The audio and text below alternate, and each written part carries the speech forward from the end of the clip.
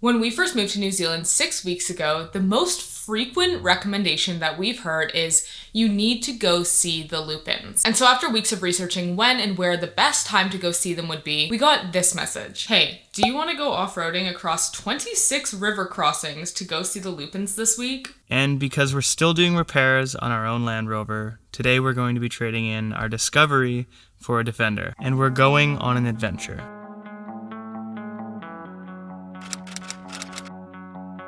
First, this is Rob, a 4x4 off-road guide who grew up here in the hills of Queenstown, and his 2013 Land Rover Defender 110. Alright, so this is the aerial view of where we are. Arrowtown's right here. Yeah. We're parked just down here. This is the Arrow River, and the Arrow Gorge. The Arrow River starts up here in these mountains, flows all the way down here, hits a 90-degree bend, and comes down through the Arrow Gorge to Arrowtown, and flows out to the Cambodia River. That drains Lake Wakatipu. So we're going to drive all the way up the Arrow Gorge here, high above it as well. It's going to be pretty epic, lots of views, lots of cool things to see. Come here, drive all the way up the river again. There's about 25 river crossings to get up to Macetown, all the way up to Macetown itself, and that's an old gold mining village, kind of like Arrowtown, but all abandoned now.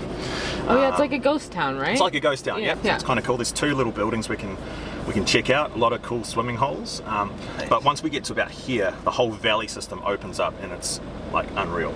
Spectacular. It's my favourite place, and hopefully we'll see a heap of lupins, although it's about 300 metres higher than where we are at the moment, so we're climbing up quite a bit. Yeah. So the lupins don't come out, they're a bit later than these ones. Yeah.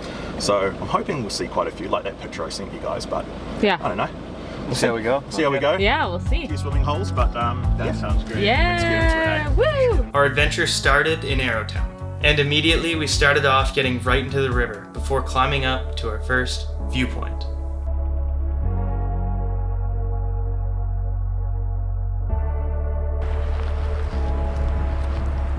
Holy The reason why there's nothing left there is because, you know, wood was pretty scarce in Otago back in the day. So we've been on the road, or off the road I suppose, for about 35 minutes now, and how many river crossings have we done so far? Well, I reckon about 15 or so. We've done about 15 river crossings. We're literally crossing one right now, 16. Okay, first impressions. First thing, very bumpy. I'm also sitting in the middle seat, which I don't think is helping my case in the back here.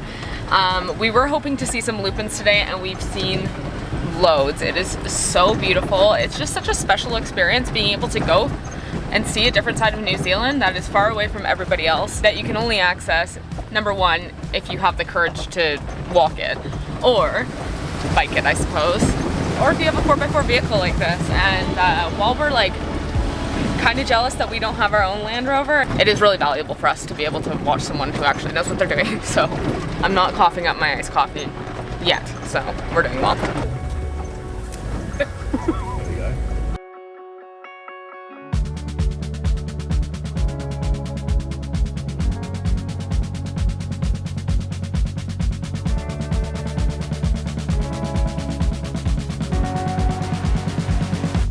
Drawn to this isolated spot by the lure of gold, between 100 and 200 people were living here from 1863 until the early 1900s. When the last of the quartz mines closed in the 1920s, the town finally died. Now we're inching a little bit closer to Macetown, which is actually a historic reserve now. We are getting pretty close. We're right at the welcome sign, but we still have a little bit of a drive to go until we get to the actual ghost town. I can't explain just how beautiful it is out here. It is stunning, and it's crazy because there's no one around. The only people that we've seen are actually people walking, because this road is a part of the TA, which is a trek or like a challenge that people do when they walk across all of New Zealand. So there are some orange poles down this road that mark out that hike. So we saw a couple hikers, but we haven't seen any other vehicles, and like I said, there's no one around. We saw one deer, and that's it. Macetown is a ghost town with a rich history dating back to the gold rush era. Founded in the late 19th century, Macetown was home to a community of fortune seekers, miners, and pioneers, all drawn by the promise of gold hidden in the riverbeds. And the town thrived for several decades, with a school, stores, pubs, hotels, you name it. We're gonna go check out a little hut, a little restored hut. See how the miners used to live. It's a bit colder up here. I'm a little worried about getting in the river, but we should be alright. You can't back out this time like you did at No. I'm I'm hungover. I'm definitely keen to get in the water. Nick had his work party last night, so he's a little bit not feeling so hot. What's a better thing to do with like a hungover person than take them on an off-road adventure? You know what I mean? Just rock them around a little bit, throw them in a freezing cold river.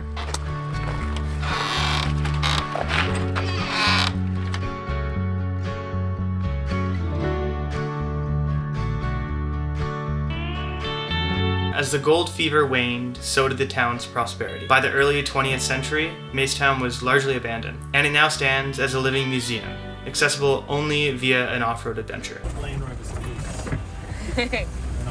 So behind me, this is the main road that would go through Macetown. There used to be between 100 and 200 people living here in its heyday. To the sides of the roads would have been hotels, pubs, stables, and because of the scarcity of building materials, a lot of that was taken when they abandoned Macetown and brought back to Arrowtown to build homes and things there. Just getting here in an off-roading vehicle is already pretty hectic. I couldn't imagine getting here on horseback and living here. Like this is where people lived. Like 100, 200 people just like lived out here, which is wild. I mean, it's good country, but it's insane. Okay, not a bad place to take a little break. Check this out.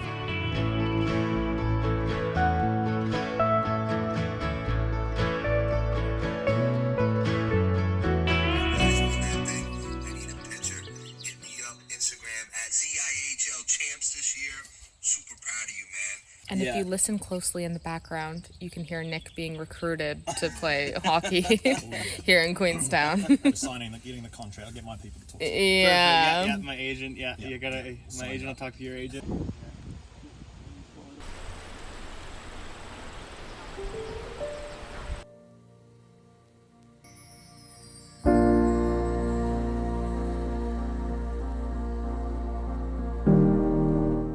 Lupins, with their vivid colors, only grace the New Zealand landscapes for a couple weeks each year. Introduced to the country, they're kind of both loved and debated here. Because are they native? No, not really. Are they technically a weed? Yes. But regardless, their beauty has made them an iconic part of the landscape, and tourists and locals alike flock to come see them every year. Most tourists go to the Mount Cook area to find them. We felt very fortunate to have a particularly local experience, finding an entire field of them just past Macetown. And the best part is, there's no one in sight.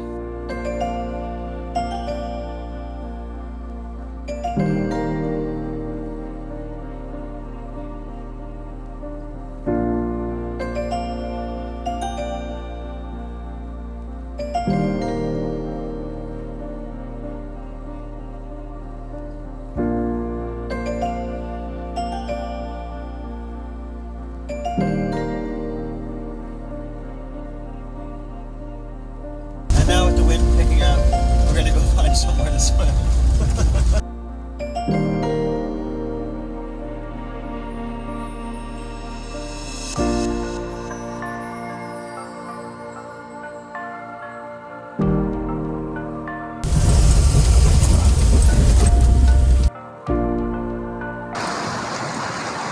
I think we found the perfect swimming spot. It's gonna be cold, but that's okay. I'm gonna get in this time. Okay, let's do this. It's like amazing.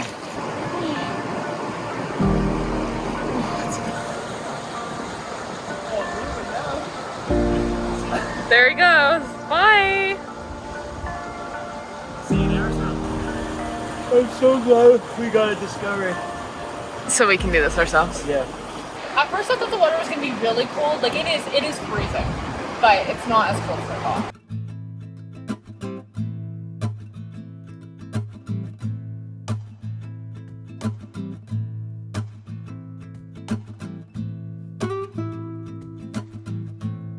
I must say though, this is the reason why we love to actually like move places rather than just visit. I mean, we obviously love to travel, and so visiting a place for a week is completely fine in our books too. And of course, if we try to live in every single place in the world for a year, that just wouldn't be doable because most people don't live till like about 200 years old. I do really like this way of traveling because of days like this when we get to meet local people and do the local things that they like to do. And it's really funny because when we moved to New Zealand and we moved to Queenstown, we got a lot of people in our comment sections being like, Why did you move to Queenstown? Like, you won't meet a single Kiwi. And Rob isn't the first Kiwi that we've met here.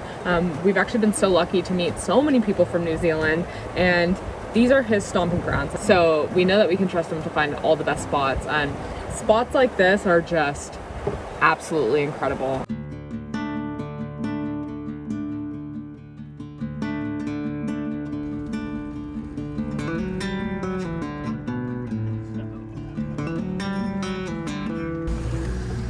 How you feeling in the back now, babes?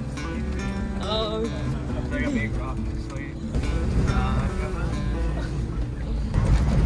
For context, we are sitting in the middle of the river right now.